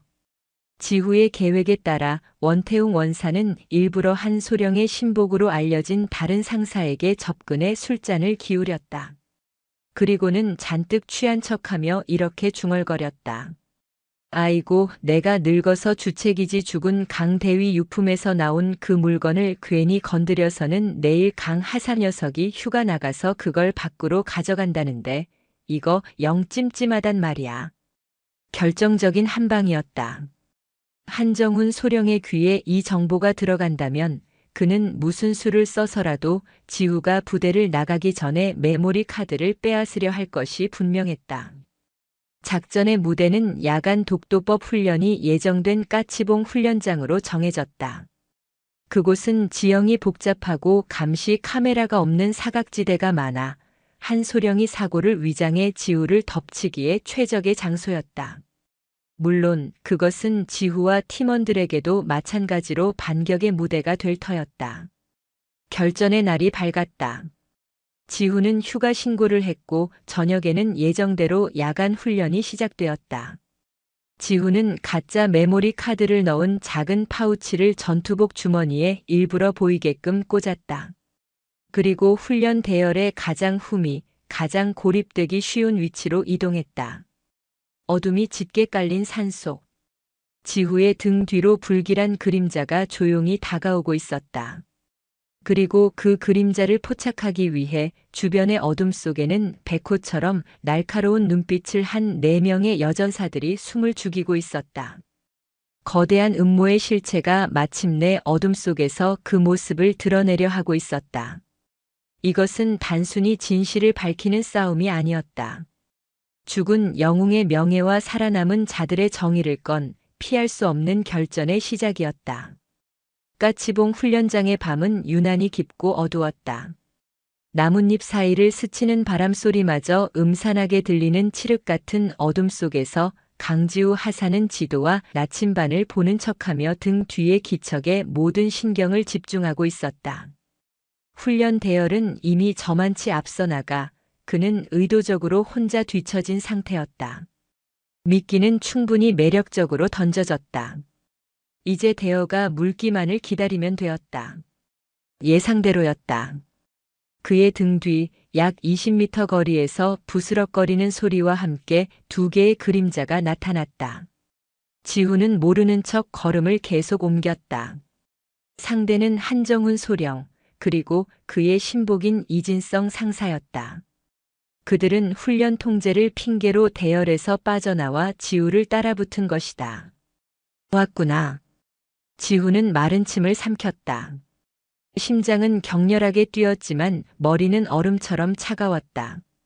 그가 미리 약속된 지점 사방이 작은 언덕으로 둘러싸여 고립된 분지로 들어서는 순간 등 뒤에서 이진성 상사가 맹수처럼 덮쳐왔다. 꼼짝 마 강지후. 거구의 이 상사는 단숨에 지우를 제압해 땅에 쓰러뜨리고 팔을 뒤로 꺾었다. 지후는 일부러 약하게 저항하며 그의 손에 붙잡혔다. 이게 무슨 짓입니까? 어둠 속에서 한정훈 소령이 천천히 모습을 드러냈다. 그의 얼굴에는 비릿하고 잔인한 미소가 걸려 있었다. 시끄럽고 내년 누나가 남긴 물건이나 순순히 내놔. 그럼 목숨은 살려주지. 그는 지후의 가슴 주머니에 꽂힌 파우치를 거칠게 잡아챘다. 그리고 그 안에서 나온 메모리 카드를 확인하고는 안도의 한숨을 내쉬었다. 멍청한 놈. 이런 걸 가지고 대항할 수 있을 거라고 생각했나? 넌 내 누나처럼 분수도 모르고 날뛰다가 똑같은 꼴을 당하게 될 거다. 우리 누나를 당신이 죽였어. 지후가 땅에 얼굴을 묻은 채 증오에 찬 목소리로 말했다. 한소령은 미친 사람처럼 크게 웃기 시작했다. 그래, 내가 죽였다. 시끄럽게 정에 타령이나 해대던 그 재수없는 계집. 내가 직접 처리했지. 너무 많은 것을 알고 있었거든. 너도 똑같이 만들어주마. 야간 훈련 중 발을 헛디뎌 절벽에서 추락사. 아주 그럴듯하지 않나? 모든 것이 끝났다고 생각하는 순간 한정훈 소령과 이진성 상사는 자신들이 이미 거대한 덫이 한가운데에 들어와 있다는 사실을 깨달았다. 움직이지 마라. 움직이는 순간 사살한다. 차가운 목소리와 함께 분지를 둘러싼 언덕 위 사방에서 강력한 서치라이트가 일제히 그들을 향해 쏟아졌다. 갑작스러운 빛에 눈이 멀어 당황하는 그들의 눈에 들어온 것은 K-원어 기관단총을 겨눈 채 그들을 포위하고 있는 4명의 여군들이었다. 박소진, 김다미, 최유나, 정혜림. 그녀들의 눈빛은 분노와 경멸로 이글거리고 있었다. 박박 중사. 자네들이 왜 여기에? 한소령이 당황해서 말을 더듬는 순간 지우는 땅을 박차고 일어나 이진성 상사의 팔을 꺾어 역으로 제압해버렸다. 그의 작은 몸에서 터져나오는 힘은 상상을 초월했다. 관절이 꺾인 이 상사가 고통스러운 비명을 지르며 쓰러졌다. 이 모든 게 함정이었나? 한소령은 그제야 모든 상황을 파악하고 절망적으로 소리쳤다. 그는 허리춤에 권총으로 손을 뻗었지만 그보다 김다미 중사의 발차기가 훨씬 빨랐다. 퍽 하는 소리와 함께 권총은 멀리 날아갔고 한소령은 비명을 지르며 바닥을 굴렀다. 상황은 완벽하게 역전되었다. 하지만 지후는 여기서 끝낼 생각이 아니었다. 그는 자신의 손목에 숨겨둔 소형 녹음기를 꺼내 보였다. 한정훈 소령이 방금 내뱉은 자백이 고스란히 녹음되어 있었다. 이것만으로는 부족해. 당신 입으로 모든 진실을 말하게 될 거야. 지후는 박 중사에게 눈짓을 보냈다. 박 중사는 고개를 끄덕이고 미리 설치해 두었던 고출력 스피커의 재생 버튼을 눌렀다. 여기는 알파 포인트. 작전은 실패했다. 한정훈 소령의 독단적인 판단으로. 어둠 속에서 울려 퍼지는 죽은 강유라 대위의 목소리. 그것은 단순한 음성이 아니었다. 진실을 갈망하며 죽어간 원혼의 절규였다. 한정훈 소령은 마치 귀신이라도 본 듯 새하얗게 질린 얼굴로 스피커가 있는 쪽을 바라봤다. 그만해. 닥쳐. 그는 귀를 막고 비명을 질렀다. 그의 이성이 서서히 무너져 내리고 있었다. 지후는 천천히 그에게 다가가 얼음처럼 차가운 목소리로 말했다. 우리 누나는 마지막 순간까지 당신의 죄를 고발했어. 당신이 저지른 불법 무기 밀매 중개, 작전 실패의 책임을 부하에게 떠넘기고 살해한 것, 그리고 그 모든 것을 자살로 위장한 추악한 진실을 말이야. 이제 당신 차례야. 당신 입으로 모든 것을 자백해. 그것이 당신이 내 누나에게 속죄할 수 있는 유일한 길이다. 내가 뭘 잘못했는데. 다 부대를 위한 일이었어. 그 계집애만 아니었어도 모든 게 완벽했다고. 죄책감과 공포에 휩싸인 한소령은 결국 모든 것을 쏟아내기 시작했다. 그는 자신이 어떻게 무기 밀매 조직과 결탁했는지, 작전이 실패하자 어떻게 책임을 뒤집어 씌우고 강유라 대위를 살해했는지, 그리고 이진성 상사와 함께 어떻게 증거를 조작했는지 미친 사람처럼 떠들어댔다. 그리고 그 모든 장면은 언덕 위에 정혜림 중사가 설치해둔 고성능 카메라에 고스란히 녹화되고 있었다. 음성과 영상, 완벽한 증거였다. 모든 자백이 끝나자 박소진 중사는 차갑게 명령했다. 한정훈 소령, 이진성 상사. 두 사람을 직권 남용, 초병 살해, 증거 인멸 및 조작 혐의로 현 시간부로 체포한다. 그녀가 수갑을 꺼내 들었을 때 그것은 더 이상 선임이 후임을 억압하는 권력의 상징이 아니었다. 부대의 정의를 바로 세우는 자랑스러운 군인의 상징이었다. 모든 것이 끝났다. 지훈은 밤하늘을 올려다보았다. 구름이 걷히고 별들이 유난히 밝게 빛나고 있었다. 마치 하늘에 있는 누나가 그를 내려다보며 미소 짓는 것 같았다. 길고 길었던 어둠의 터널 끝에서 마침내 한 줄기 눈부신 빛이 쏟아져 내리고 있었다. 심판의 시간은 끝났고 이제 정의를 실현할 시간만이 남아 있었다. 까치봉의 어둠 속에서 확보된 증거는 그 어떤 변명도 허락하지 않는 완벽한 것이었다. 강유라 대위의 마지막 목소리가 담긴 영상, 한정훈 소령의 자백이 담긴 음성과 영상, 그리고 조작된 서류들. 모든 증거는 하나의 추악한 진실을 가리키고 있었다. 다음 날 아침 강지후 하사와 박소진 중사, 그리고 원태웅 원사는 특수전 사령부 사령관에게 직접 보고를 올렸다. 일반적인 보고 절차를 모두 무시한 파격적인 행보였다. 사령관은 처음에는 일개 부사관들의 돌발 행동에 불쾌감을 표했지만 원태웅 원사가 내민 증거들을 확인하고는 이내 표정이 굳어졌다. 사령관 집무실의 대형 스크린에 강유라 대위의 마지막 영상이 재생되었다. 이어 한정훈 소령이 광기 어린 모습으로 자신의 죄를 자백하는 영상이 흘러나왔다. 집무실 안은 무거운 침묵에 잠겼다. 대한민국 최정예 부대라는 707특임단의 심장부에서 이토록 끔찍한 부패와 범죄가 자행되었다는 사실에 사령관은 참담함을 금치 못했다. 이것이 모두 사실인가? 한치의 거짓도 없습니다, 사령관님. 저희는 죽은 강유라 대위님의 명예와 저희가 목숨을 걸고 충성을 맹세한 이 군의 명예를 바로 세우고 싶습니다. 박소진 중사가 떨림 없는 목소리로 대답했다. 사령관은 한참 동안 눈을 감고 있다가 결심이 선 듯 눈을 떴다. 그의 눈에는 무서운 분노와 함께 진실을 밝히려는 부하들을 향한 굳건한 신뢰가 담겨 있었다. 사령부 직속 헌병대와 감찰실에 특별수사본부를 설치한다. 이 사건에 연루된 모든 인물들을 지휘고하를 막론하고 철저히 수사하여 단 한 명의 죄인도 남김없이 엄벌에 처하도록 하라. 사령관의 명령은 신속하고 단호하게 집행되었다. 그날 오후 707특임단 연병장은 전례 없는 광경으로 술렁였다. 사령부 헌병대 차량들이 들이닥쳐 작전 과장실에서 한정훈 소령과 그의 신복이었던 이진성 상사를 체포했다. 수갑이 채워진 채 끌려 나오는 그들의 초라한 모습을 부대원들은 모두 침묵 속에서 지켜보았다. 부패한 권력의 말로가 얼마나 비참한지를 보여주는 생생한 현장이었다. 특별수사본부의 조사는 일사천리로 진행되었다. 한정훈 소령은 처음에는 혐의를 부인하려 했지만 자신들이 직접 촬영한 자백 영상 앞에서 모든 것을 포기할 수밖에 없었다. 그의 비호 아래 범죄에 가담하거나 묵인했던 다른 부대원들도 줄줄이 적발되었다.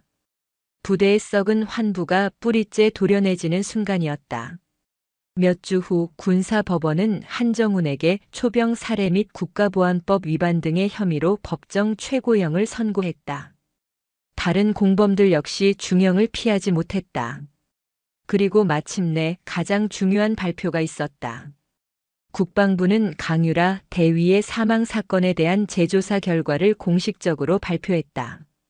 그녀의 사인은 자살이 아닌 작전 중 순직으로 정정되었으며 부대 내 비리를 밝히려다 상관에게 살해당한 사실이 명시되었다. 국가는 그녀의 숭고한 희생을 기려 충무무 공훈장을 추서했다. 모든 것이 제자리를 찾았다. 억울한 죽음은 명예로운 순직이 되었고 가려졌던 진실은 만천하에 드러났다. 며칠 뒤 부대 내 명예의 전당에서 강유라 대위의 추서 훈장 수여식 및 추모식이 거행되었다. 지훈은 정복을 말끔하게 차려입고 유가족 대표로서 누나의 영정 사진 앞에 섰다. 사령관이 직접 그의 손에 훈장을 건네주며 말했다. 자랑스러운 누님을 두었군. 그리고 군은 강하사 자네와 같은 훌륭한 군인을 두었네. 고맙고 정말 미안하네. 지훈은 아무 말 없이 고개를 숙였다. 그는 조심스럽게 훈장을 받아 누나의 영정 사진 옆에 놓았다. 금빛 훈장이 아침 햇살을 받아 눈부시게 빛났다. 그 순간 몇 년간 자신을 짓눌러왔던 무거운 짐이 눈 녹듯 사라지는 것을 느꼈다. 눈물이 왈칵 쏟아졌지만 그것은 더 이상 슬픔이나 분노의 눈물이 아니었다. 안도와 그리움 그리고 자랑스러움이 뒤섞인 뜨거운 눈물이었다. 추모식이 끝나고 지후가 홀로 남아 누나의 사진을 바라보고 있을 때 박소진 중사와 김다미, 최유나, 정혜림 중사가 조용히 그의 곁으로 다가왔다. 어색한 침묵이 잠시 흘렀다. 가장 먼저 입을 연 것은 박소진 중사였다. 지후야. 그녀는 처음으로 그를 강하사가 아닌 지후라고 불렀다. 우리가 너에게 얼마나 큰 상처를 줬는지 안다. 어떤 말로도 용서받을 수 없다는 것도 알아. 하지만 진심으로 사과하고 싶다. 너의 아픔도 모르고 너라는 사람을 제대로 보려고도 하지 않고 우리의 어리석은 편견으로 너를 괴롭혔어. 정말 미안하다. 박 중사는 말과 함께 지우를 향해 90도로 허리를 숙였다. 그녀의 뒤를 이어 김다미, 최유나, 정혜림 중사도 말없이 깊이 고개를 숙였다. 한때 지우를 가장 괴롭혔던 그들의 진심 어린 사과였다. 지우는 그들을 말없이 바라보다가 희미하게 미소를 지었다. 괜찮습니다. 모든 것은 제자리를 찾았으니까요. 그리고 선배님들이 안 계셨다면 저 혼자서는 결코 해내지 못했을 겁니다. 저야말로 감사합니다. 그의 말에 4명의 여군들은 고개를 들었다. 그들의 눈시울은 모두 붉어져 있었다. 그들은 서로를 바라보며 말없이 미소를 지었다. 비온 뒤에 땅이 굳는 것처럼 거대한 시련을 함께 이겨낸 그들 사이에는 그 어떤 말로도 표현할 수 없는 끈끈한 전우애와 신뢰가 자리 잡고 있었다. 그날 이후 강지우 하사는 더 이상 땅콩이나 꼬맹이가 아니었다. 그는 부대 내에서 가장 존경받고 신뢰받는 부사관 중 한 명이 되었다. 그의 작은 체구를 비웃는 사람은 아무도 없었다. 사람들은 그를 작은 거인이라 불렀다. 그의 작은 몸 안에 담긴 거대한 용기와 지혜, 그리고 강인한 정신력을 존경하는 의미였다. 지후는 그렇게 죽은 누나의 명예를 되찾고 스스로의 가치를 증명해내며 진정한 군인으로 거듭났다. 누나가 못다 이룬 꿈, 가장 명예롭고 강한 군인이 되겠다는 그 꿈을 이제는 동생인 그가 이어가고 있었다. 그의 앞길은 더 이상 어둡거나 외롭지 않았다. 든든한 전우들과 함께 그는 조국을 지키는 가장 낮은 곳에 가장 빛나는 별이 되어 새로운 시작을 향해 당당히 걸어나가고 있었다. 몇 달의 시간이 흘렀다. 한정훈 소령 일당의 추악한 스캔들이 휩쓸고 지나간 707 특임단은 혹독한 자정의 시간을 거쳐 새로운 질서를 잡아나가고 있었다. 부대의 공기는 이전보다 훨씬 맑고 투명해졌다. 부패의 그림자가 걷힌 자리에는 실력과 신뢰라는 특수부대 본연의 가치만이 굳건히 자리 잡고 있었다. 그 변화의 중심에는 강지후 하사와 그의 팀이 있었다. 전방 30m 적 초소 확인. 2명. 열상 감지기 반응 없음. 마네킹일 가능성 90%. 야간 침투 훈련 중 칠흑 같은 어둠 속에서 지후의 나지막한 목소리가 팀 전용 무전기를 통해 울렸다. 그의 목소리에는 더 이상 신참의 긴장감이나 위축감이 없었다. 수많은 실전을 거친 베테랑의 침착함과 확신이 묻어 있었다. 알았다. 김중사, 최중사 측면으로 우회. 내가 정면에서 시선을 끄는 동안 동시에 제압한다. 지후는 후방에서 엄호 및 전체 상황 통제. 팀장 박소진 중사의 지시는 간결하고 정확했다. 그녀는 이제 지후를 가장 신뢰하는 눈과 귀로 여기고 있었다. 그의 비범한 감각과 냉철한 분석력은 팀의 생존과 임무 성공을 보장하는 가장 강력한 무기였다. 그녀는 더 이상 지후에게 일방적으로 명령하지 않았다. 작전을 세우기 전 가장 먼저 그의 의견을 구하는 것이 당연한 절차가 되었다. 팀장님, 제 생각은 조금 다릅니다. 지후가 조용히 이견을 제시했다. 적이 일부러 허술한 초소를 노출시켜 우리를 유인하는 함정일 수 있습니다. 제 귀에 미세한 기계음이 들립니다. 초소 지하에 숨겨진 자동화 무기 센트리 거닐 가능성이 있습니다. 그의 말에 팀원들은 순간 숨을 죽였다. 만약 지후의 예상이 맞다면 정면으로 접근하는 것은 자살행위였다. 박 중사는 잠시의 망설임도 없이 계획을 수정했다. 전원 계획 수정. 지후의 분석을 따른다. B플랜으로 전환. 결과는 지후의 예측대로였다. 그들이 우회하여 초소의 동력 케이블을 끊자 땅속에서 튀어나오려던 자동화 무기는 그대로 침묵했다. 만약 예전처럼 지후의 의견을 무시하고 정석대로만 움직였다면 훈련은 시작과 동시에 실패로 끝났을 것이다. 훈련이 끝나고 부대로 복귀하는 길, 김다미 중사가 땀에 젖은 지후의 어깨를 툭 치며 말했다. 야, 강지후. 너 진짜 귀에 레이더라도 달았냐? 어떻게 그런 소리를 다 들어? 그녀의 말투에는 예전의 조롱 대신 경외심 섞인 친근함이 가득했다. 그러게 말이야. 이제 우리 지후 없으면 작전 못하겠다, 정말. 최윤아 중사가 웃으며 거들었다. 한때 땅콩, 꼬맹이라 불렸던 그는 이제 팀의 핵심 브레인이자 모두가 의지하는 우리 지후가 되어 있었다. 지후는 그들의 칭찬에 쑥스러운 듯 웃어 보였다. 그는 이제 더 이상 혼자가 아니었다. 그의 등 뒤에는 언제나 그를 믿고 지지해주는 든든한 전우들이 있었다.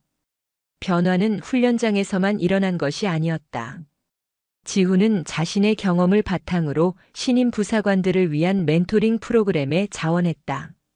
그는 갓 부대에 전입 온 신병들의 고충을 들어주고 그들이 부대에 잘 적응할 수 있도록 도왔다. 특히 자신처럼 체격 조건이 왜소하여 어려움을 겪는 후배들에게는 자신의 극복 노하우를 아낌없이 전수했다. 작은 것은 약한 것이 아니다.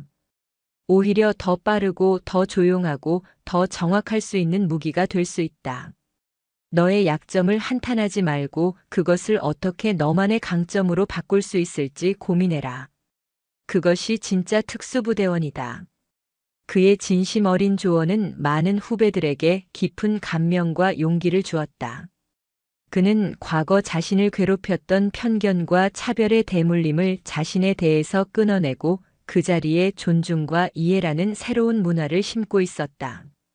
그러던 어느 날 지후는 누나의 유품을 정리하다가 낡은 작전 수첩 하나를 발견했다. 그 안에는 누나가 생전에 구상했던 새로운 특수전 전술 교리에 대한 아이디어들이 빼곡히 적혀 있었다. 기존의 힘과 화력 중심의 전술에서 벗어나 정보전과 심리전, 그리고 첨단 기술을 결합한 비대칭 전술에 대한 선구적인 고찰이었다. 누나는 단순히 뛰어난 군인을 넘어 군의 미래를 고민하던 혁신가였다. 지후는 밤을 새워 누나의 수첩을 읽었다. 그리고 가슴 깊은 곳에서 새로운 목표가 싹트는 것을 느꼈다. 누나의 명예를 회복하는 것에서 나아가 그녀가 못다 이룬 꿈을 자신이 완성해야겠다는 사명감이었다. 그는 누나의 아이디어를 바탕으로 자신의 실전 경험을 더해 소규모 분대 단위의 사이버 물리 복합 침투 전술이라는 혁신적인 보고서를 작성했다. 보고서를 검토한 박소진 중사와 팀원들은 그 대담하고 치밀한 구상에 혀를 내둘렀다. 그들은 지후의 보고서의 지지를 표명했고 마침내 이 보고서는 특수전사령부 전술개발위원회에 정식으로 상정되었다. 그리고 얼마 후 군 최정예 부대를 가리는 연례 특수부대 경연대회 탑팀 타프팀 대회가 열렸다. 707 특임단을 대표하여 출전한 것은 당연히 지후와 박소진 중사의 팀이었다. 대회는 지옥 그 자체였다. 수십 킬로미터의 산악급속 행군, 복합장애물 통과, 고공 강화 대테러 인질 구출 등 인간의 한계를 시험하는 극한의 과제들이 쉴 틈 없이 이어졌다. 지후의 팀은 그 모든 과정을 놀라운 팀워크로 헤쳐나갔다. 박소진의 결단력 있는 지휘, 김다미의 압도적인 파워, 최윤아의 신속 정확한 통신, 정혜림의 냉철한 상황 분석, 그리고 그 모든 것을 하나로 묶고 허점을 파고드는 지후의 천재적인 전술 운용이 완벽한 조화를 이루었다. 마지막 과제는 적 지휘 시설을 파괴하는 최종 목표 지점 침투였다. 하지만 상대팀은 이미 주요 길목을 모두 차단하고 철통 같은 방어망을 구축하고 있었다. 남은 시간은 단 10분. 모두가 패배를 직감하는 순간 지후가 나섰다. 방법이 있습니다. 우리가 만든 길로 가면 됩니다. 그가 가리킨 곳은 누구도 예상치 못한 적시설의 오폐수가 흘러나오는 좁고 긴 배수관이었다. 악취가 진동하고 어른 한 명이 겨우 기어갈 수 있는 비좁은 통로. 하지만 그것이 유일한 길이었다. 내가 먼저 들어간다. 지후는 망설임 없이 앞장섰다. 그의 뒤를 이어 팀원들이 차례로 어둠 속으로 몸을 실었다. 한때는 그의 작은 체구를 비웃었던 그들이 이제는 그의 작은 몸이 만들어낸 희망의 길을 믿고 따르고 있었다. 결과는 대역 전극이었다. 적의 심장부에 성공적으로 침투한 그들은 최종 목표를 완벽하게 완수했고 마침내 707 특임단의 이름을 걸고 탑팀의 우승 트로피를 거머쥐었다. 시상대의 가장 높은 곳, 팀원들의 행가래를 받으며 하늘로 솟아오른 지후의 얼굴에는 환한 미소가 가득했다. 그것은 개인의 영광을 넘어 시련을 함께 이겨낸 동료들과의 완전한 승리였다. 그날 밤 축하 파티가 한창일 때 지후는 조용히 빠져나와 명예의 전당으로 향했다. 그는 누나 강유라 대위의 영정 사진 앞에 섰다. 자랑스러운 충무무 공훈장 옆에는 오늘 받은 탑팀 우승 기념 메달이 나란히 놓여 있었다. 그는 더 이상 울지 않았다. 따뜻하고 평온한 미소로 누나의 사진을 어루만지며 나지막이 속삭였다. 누나, 보고 있어? 우리 팀이 해냈어. 누나가 자랑스러워하던 바로 그 팀이야. 이제 걱정하지 마. 앞으로는 내가 누나의 꿈을, 누나가 그리고자 했던 강한 군대의 미래를 이뤄나갈게. 하늘에서 지켜봐줘. 그의 등 뒤로 박소진 중사와 팀원들이 다가와 조용히 그의 어깨를 감쌌다. 그들은 아무 말도 하지 않았지만 그 어떤 말보다도 뜨거운 신뢰와 유대가 그들 사이에 흐르고 있었다. 지후는 동료들과 함께 명예의 전당을 나와 별들이 쏟아지는 연병장을 바라보았다. 한때는 그토록 작고 위태로워 보였던 그의 그림자는 이제 든든한 동료들의 그림자와 하나가 되어 그 어떤 거인보다도 크고 단단하게 땅에 드리워져 있었다. 그는 백호 부대의 일원으로서 그리고 죽은 누나의 유지를 잇는 자랑스러운 군인으로서 자신의 심장으로 조국을 지켜나갈 것이다. 작은 거인 강지후의 진짜 전설은 바로 오늘 이곳에서 새롭게 시작되고 있었다.